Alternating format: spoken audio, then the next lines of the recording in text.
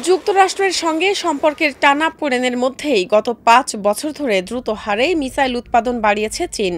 মার্কিন সংবাদ মাধ্যম সিএনএনের স্যাটেলাইট চিত্র, মানচিত্র ও সরকারি নথি বিশ্লেষণ থেকে দেখা গেছে ২০২০ সাল থেকে দেশটি অন্তত ১২টির মতো নতুন ক্ষেপণাস্ত্র স্থাপনা গড়ে তুলেছে।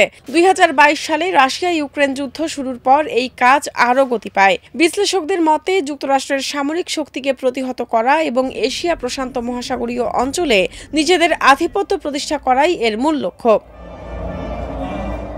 সিএনএনের প্রতিবেদনে বলা হয়, চীনের মিসাইল উৎপাদন ও পারমাণবিক অস্ত্রাগারের ভবনগুলোকে ৬০% মতো বৃদ্ধি করা হয়েছে।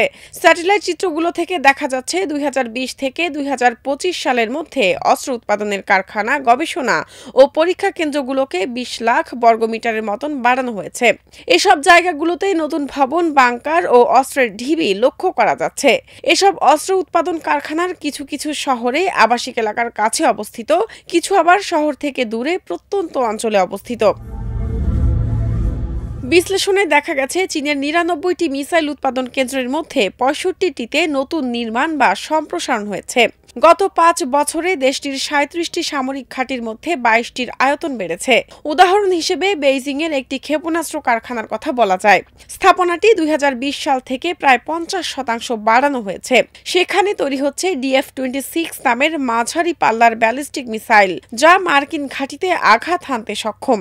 বিশেষজ্ঞদের মতে এই মিসাইলগুলো চীনকে উপকূলীয় এলাকায় তথা কথিত অ্যান্টি অ্যাক্সেস ডিনায়াল বাবল তৈরি করতে সহায়তা করবে, যেখানে শত্রু বাহিনীর প্রবেশ প্রায় অসম্ভব হয়ে পড়বে।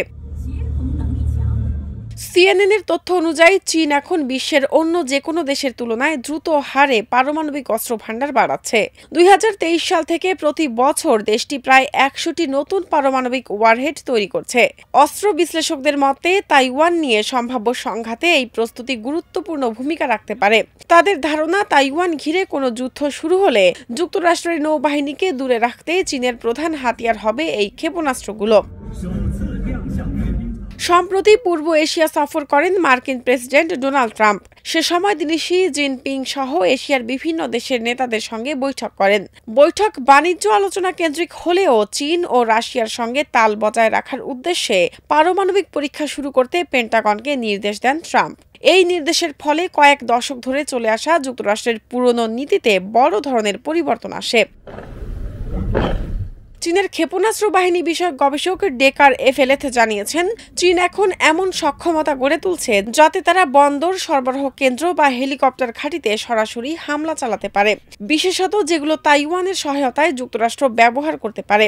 পেন্টাগনের ২০২৪ সালের প্রতিবেদন বলছে, চীনের রকেট বাহিনী বা People's Liberation Army rocket force PLARF গত ৪ বছরে তাদের ক্ষেপণাস্ত্র সরবরাহ ৫০% বাড়িয়েছে।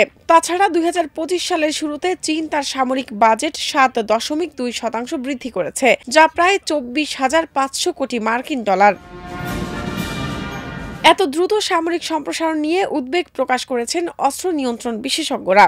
এশিয়া প্রশান্ত মহাসাগরীয় অঞ্চলে পররাষ্ট্রনীতি নিয়ে কাজ করা প্রতিষ্ঠান প্যাসিফিক ফোরামের সভাপতি ও প্রধান নির্বাহী ডেভিড সান্টোর বলেছেন, এখনকার পরিস্থিতি অনেকটা নতুন এক শীতল যুদ্ধের মতো, যা যে কোনো সময় বাস্তব যুদ্ধে রূপ নিতে পারে। মিসাইলের সংখ্যা বাড়ছে, কথার লড়াইও তীব্র হচ্ছে।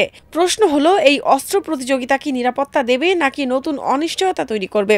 বিষয়টি নিয়ে উদ্বেগ প্রকাশ করেন বিশেষজ্ঞরা। শাহনাজ পারভীন, প্রথম আলো।